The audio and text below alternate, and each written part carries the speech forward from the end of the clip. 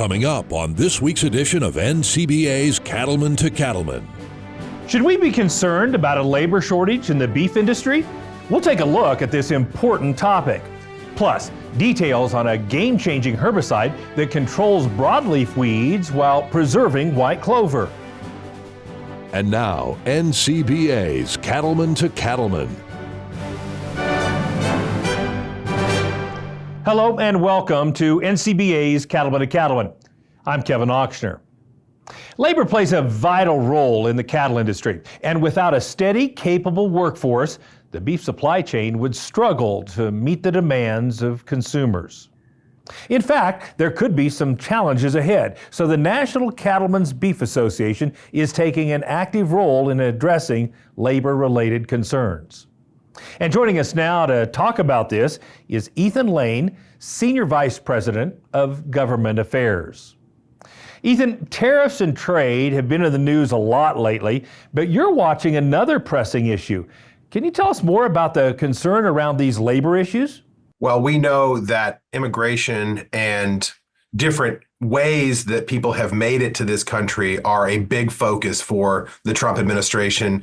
This is something the president campaigned on. It's something that voters around the country really responded to. And a lot of that stems from the crisis at the southern border and the pressure that has put on our producers down there and others in those border states. But the other side of that coin, when we talk about agriculture and the cattle industry in particular, obviously, is the need for labor throughout the supply chain. And right now, we're looking at a couple different programs that have come under scrutiny from the Trump administration. In particular, one called CHNV, that's Cuban, Haitian, Nicaraguan, and Venezuelan refugee program. It's a parolee labor program that is a multi-year visa with an annual review process. The Department of Homeland Security terminated that program on 30 days notice a few weeks ago, and we're now anticipating a loss of quite a bit of labor in the packing sector in particular, maybe as much as 15% or more in some plants around the country. And we're hopeful that we can find some kind of a resolution there to avoid a loss of labor at a time when, as always, we need throughput in the cattle industry. We need those cattle to be processed, put into boxes, and put on store shelves for consumers both here and around the world. So during the early days of COVID, labor issues created outsized impacts on the beef cattle business. Is it a possibility we could see a similar issue occur here? Well, I certainly think that we need to be prepared for that possibility. This is something that the administration we know is committed to. Now, the president has said multiple times over the last few weeks that he recognizes there's an undue burden on farmers and ranchers and hotels and other industries that are dependent on these labor sources. And we're not asking the White House to not go forward with terminating this program. We're asking for a gentle landing. We're asking for this program to run its natural course and for these permits to potentially not be renewed, which would give the supply chain enough time to catch up and hire new people for those roles over the course of 18 months, let's say, rather than immediately. If we can get that kind of flexibility, the packing sector is telling us they don't believe there'll be a major disruption here from this. If this and other programs that are pressuring labor move forward unabated, we could be looking at some slowdowns. We could be looking at backups and things like that, and those are never good. Even with a lower supply of cattle, even with pressure at the southern border because of New World screwworm, we're always looking at that throughput, and so we want to avoid any kind of disruptions like this if possible. So Ethan, is there anything that cattlemen and women can do to assist you all in your efforts? Look, this is one of those issues that it's important to be talking to your member of Congress about, making sure that they understand, the realities of what we're talking about here. And from what we've heard, they do. But it's always good to keep informing. Never assume that your representative or your senator knows what's going on. Never miss those opportunities. And keep talking. Keep talking to your state affiliates. Keep talking to NCBA. And we'll keep educating the White House, the USDA, and others in this conversation to make sure they understand what's at stake here and continue to remind them we're supportive here. We're on the team, but we need to make sure we're clear about impacts and give them the full field of information so the president and his team have the right tools to navigate this in a way that doesn't disrupt an industry like the cattle industry. Thanks, Ethan, for the work you and your entire team are doing on this important topic. Now, to keep up to date on the issues facing you as a cattle producer, why not become a member of NCBA? It's easy to do. Just call 866-233-3872, or you can visit the website ncba.org. In a time where so few people come from a farming or ranching background, telling the real story of agriculture and the good things farmers and ranchers do to care for the land has become even more important. The need to meet that challenge was recognized early on by the National Cattlemen's Beef Association when the Environmental Stewardship Award Program was first created. Here's a look at the continuing importance of this program. Since 1991, cattle farmers and ranchers have been honored with the Environmental Stewardship Award. Given each year by NCBA and the National Cattlemen's Foundation, the award honors outstanding cattle operations from 7 different regions across the country. The opportunity the Environmental Stewardship Award brings to the beef industry is the opportunity to tell our story. Our consumer continues to be more and more disconnected from production agriculture and understand less about really what's happening out there. And the Environmental Stewardship Award allows us to bridge the gap, or to create a bridge to the consumer, as well as lawmakers and regulators that impact our business on a day-to-day basis. And the story that's being told is the story of stewardship. I think from NRCS's perspective, it's really the stewards of the land and the work that we do with our landowners that has that connection to the beef industry. When you think about how the opportunities that we have to assist, whether it's our technical assistance or our financial assistance, that really gives us a chance to help landowners help the land. All of the great work that's going on these ranches to protect the soil, to protect the water, and to take care of the animals that are raised on that ground. And foundational to all of this, for a lot of this industry, is grasslands. If you think about our cow-calf operations and stockers, grass is foundational and the core of everything that they do. Though the stewardship winners all face unique challenges on very different landscapes, there is a common commitment to doing what's right and protecting their resources for future generations. Longtime sponsors of the Environmental Stewardship Award, including NRCS, Corteva Agriscience, and the U.S. Fish and Wildlife Service, share those same values and goals. Corteva sponsored the Environmental Stewardship Award program along with NCBA for over 30 years. So we've had a lot of opportunity to really see the value and see this program grow and recognize the great work that this industry has been doing to steward the land and take care of the land for a long time. The value to Corteva is we share that core value of stewardship. At Corteva, all the way from developing and discovering new molecules to manufacturing and applying those products is built on stewardship. So between the cattle industry and Corteva, we share a strong value that stewardship is really, really important to everything we do and core to the success of everything that we do. It's a great opportunity to work with multiple landowners, farmers, ranchers over the nation that really have a focus on beef production. And so in order for our beef industry to be strong, having these stewards of the land that are addressing what they want to do from the beef perspective, but when you look at the resources that we're able to work with them on, whether it's water quality, quantity, air, soil health, those are the things and the importance of the work that we do coordinating with the beef industry and the stewards program that we're looking at. The next group of Regional Stewardship Award winners will be introduced in July at the 2025 Cattle Industry Summer Business Meeting in San Diego. For NCBA's Cattlemen to Cattlemen, I'm Russell Nemitz. Now, to find out more about the Environmental Stewardship Award Program, see stories of past winners, and get all the details on how to nominate someone for the award, just visit the website environmentalstewardship.org. Still ahead on Cattlemen to Cattlemen, we'll share some valuable advice on how to pass your cattle operation on to the next generation. Stay with us. We'll be right back.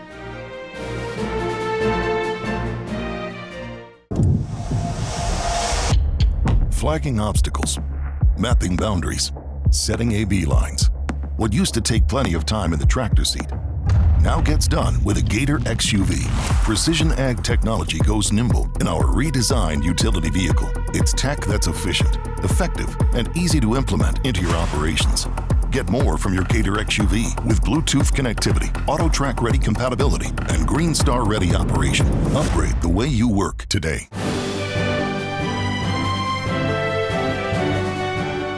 Farmers and ranchers are often so focused on the daily demands of their work that thinking about the future can be challenging. However, without a solid plan for succession and long-term sustainability, one day all the hard work could be undone. Here's more on why you should take proactive steps to prepare for the next generation. Shannon Farrell of Oklahoma State University believes cattle producers who don't take time to think about the future of their business are asking for trouble. One statistic that really scares me a lot is that 64% of our farmers and ranchers don't have any kind of estate planning tool in place. And when that's the situation, we're kind of begging for circumstances to break apart that farm asset base and maybe that farm family. Shannon spoke at a recent Cattlemen's College session that focused on ways to safeguard the future of a farm or ranch by making sure a solid succession plan is in place. Step one is to do an inventory, so really line up all the pieces of your operation and start thinking about how they would work in the future. Two is having a conversation with your family and really starting with the essential questions of what do they think is the future of the ranch and what do they view as their role in that. Then step three is a business transition plan. So how are we going to get an intact agribusiness from its current ownership and management to its future ownership and management? Step four is having an estate plan that kind of complements that business plan and making sure that we haven't left any dangling strings out there when it comes to our estate planning issues. And then step five is putting together a really good professional team, implementing that plan, seeing how it works, and going back and revising it as we need to in kind of this continuous improvement process. During the session, Shannon stressed that one of the most important steps in the planning process is clear and honest communication among all the stakeholders. We want to make sure that we understand everyone's goals and values. So making sure we're all on the same page is very core to that process and making sure that we have people whose interests are aligned as we take that business into the future. When it comes to planning for the future, every farming and ranching family faces similar challenges when it comes to transitioning the operation. And Shannon says it can be reassuring to talk with other families who are navigating the process. You learn that you're not alone. You might have thought that our family is alone in this transition struggle, and you find out there are lots of other farm and ranch families out there that are going through that same experience. And a lot of the farm families I've talked to are already one or two steps down the road in their transition plan, and that really encourages me that they're being proactive, they're taking the bull by the horns and leading the way, not just letting things happen to them. Shannon Farrell says the time to take action on creating your succession plan is now, even if that transition may be years in the future. That way, when the time comes, your farm or ranch has the best chance to survive in the hands of the next generation. I'm Megan Grebner with Brownfield Ag News, reporting for NCBA's Cattlemen to Cattlemen. Having a clear plan to pass a cattle business to the next generation is essential to ensure long-term success. But when there isn't a family member to take over, farmers and ranchers can face tough decisions about finding the right successor. Here's some advice on how to navigate that challenge. As a cattle producer, even if you don't have a family member coming along to take over your ranch or farm, Trey Wasserberger of TD Angus says there are still many options available. I've told a lot of people that if you have any interest in a generational transitioning plan, there's young men and women out there willing to get involved. Trey recently co-hosted an educational session at Cattlemen's College called Still Going with a Twist that focused on challenges and opportunities that come with selling a farm or ranch to someone who is not a family member. One key takeaway from the session is that passing the business to someone outside the family doesn't mean the end of your legacy. Instead, it can be a way to ensure the operation continues. The American rancher's getting older every day. There's going to be some non-traditional hybrid models to pass on your ranch. Just because we're not related doesn't mean this thing can't go on. It's not traditional, and maybe people's romantic, the son come back and do what dad did. But for the integrity of your legacy and your estate and the industry, it's doable. One question Trey was asked is, how can a younger producer afford to start their own cattle business? There was a young crowd in there for sure, and we were all sitting there wondering how we get involved and how do we stay in this industry and stay relevant without a lot of equity to do it.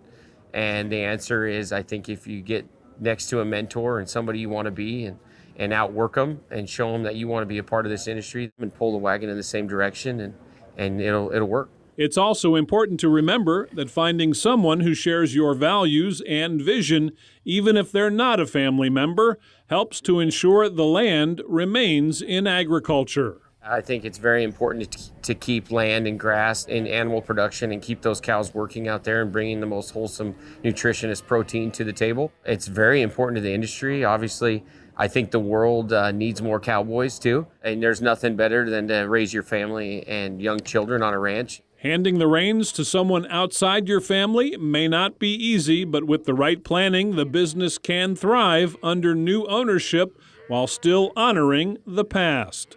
I'm Brian Baxter, reporting for NCBA's Cattlemen to Cattlemen. Still to come, we've got a look at a new game-changing product from Corteva that offers weed control while preserving white clover. Stay with us. We'll be right back. Cattle producers across the country work hard to care for their animals and their land. The USDA's Natural Resources Conservation Service is there to help. Find out how you can work with NRCS to develop a conservation plan for your operation. Find possible funding resources for implementing conservation practices, or get free expert advice on ways to improve your farm or ranch. Visit the website nrcs.usda.gov today.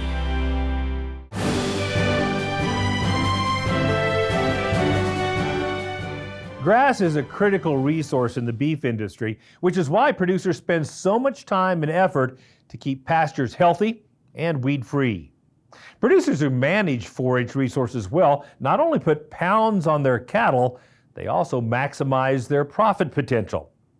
Here's a look at a game-changing product from Corteva that offers enhanced weed control while still preserving white clover.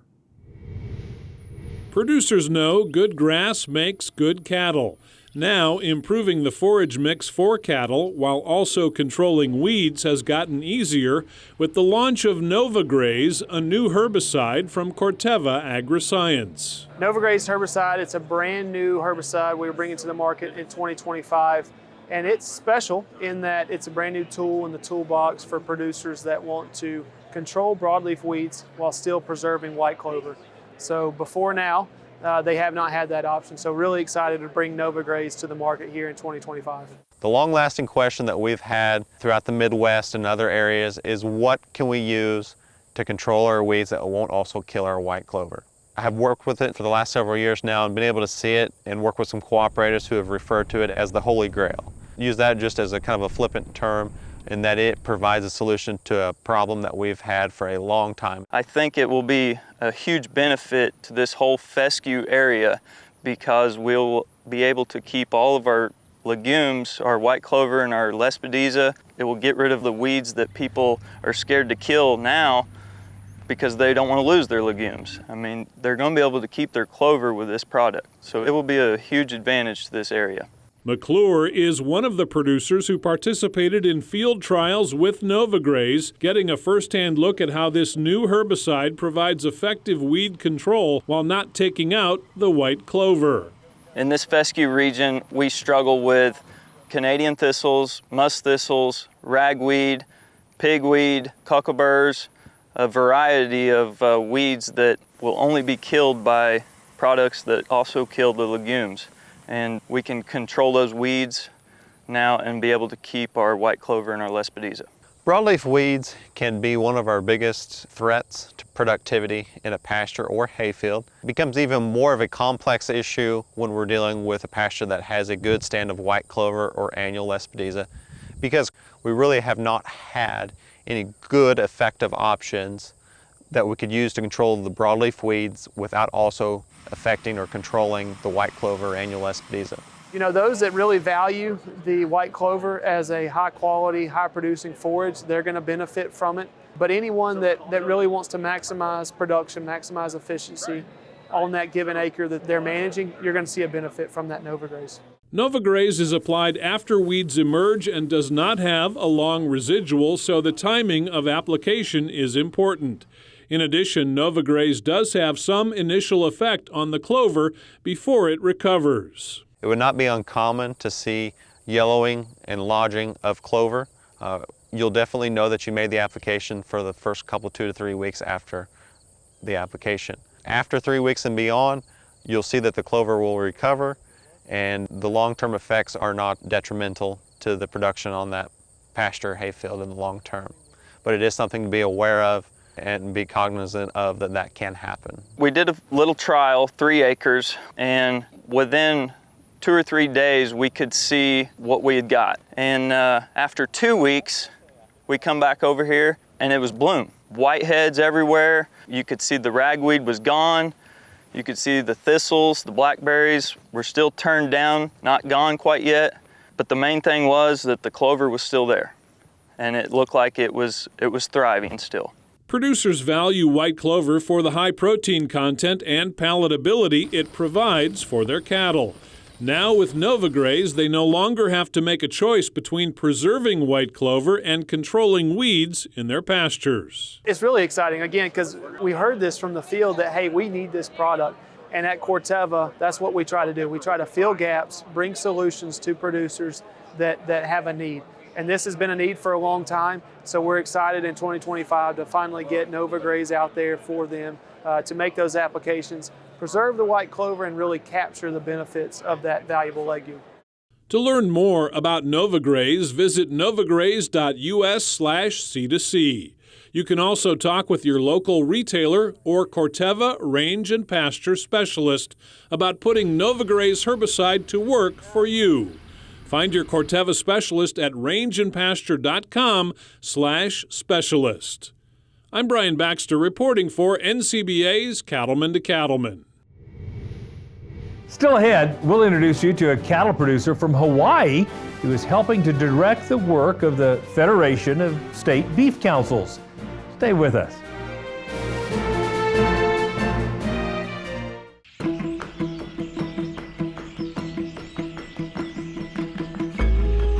Grazing and pasture management is really the critical first step in our cow-calf operation. Without good quality pastures, good quality forage, it'd be really tough to make it with a cow-calf operation.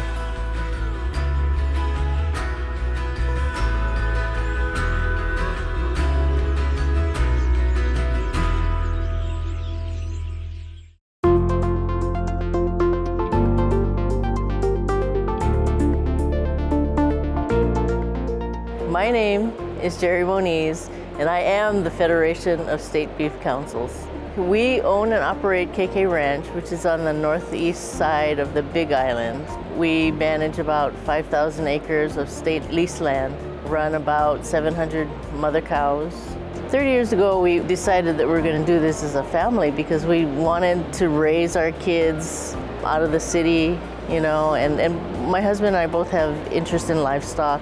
He's a vet. This was his second job, and this was a way for me to stay home, take care of the cattle, raise our kids. Our boys all have grown and graduated college, and they're on their own, but we appreciated having that connection to the land. I'm the president of the Hawaii Beef Industry Council. Been president for a couple years now. A couple of things I found interesting was, one, I didn't realize that we actually have a say in all the money that we collect. And so that's been kind of interesting, being able to be part of the process of determining what our funds or what our dollar goes to, and then learning that for every dollar we give, we get $13 back in return. So the return on investment is huge. And it shows that our product is really strong. So it's kind of gratifying to know that our dollar is being used to enhance our product and keep us viable in the industry. The collective work with the beef councils, well, it helps us as a state. So we were able to partner with the Federation for the Voices of the Outdoor with Haleakala Ranch and the Big Surfer Ian Walsh.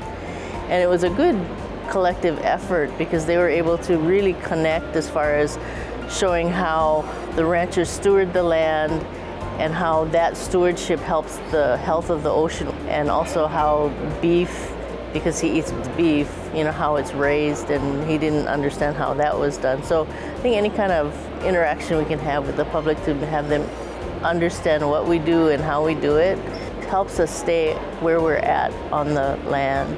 The Federation continues to be vital because after 6 years, I mean, demographics are always changing. So having that research and the programs that help us connect with those consumers is really important. I think it's important to be a volunteer just because if we don't get involved, who's going to get involved?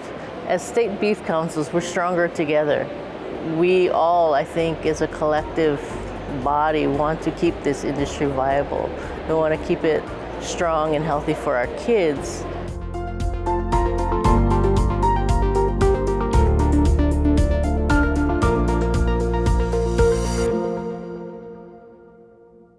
That wraps up this edition of Cattlemen to Cattlemen. Thanks so much for spending time with us. We'll see you again next week, right here on RFD TV.